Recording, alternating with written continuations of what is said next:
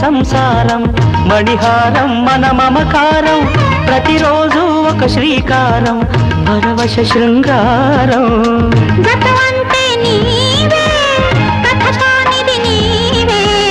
కలలన్నీ నావే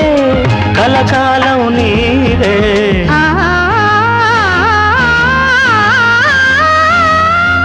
రాముడు అనుకోలేదు జానకి పతి కాగలనని ఆనాడు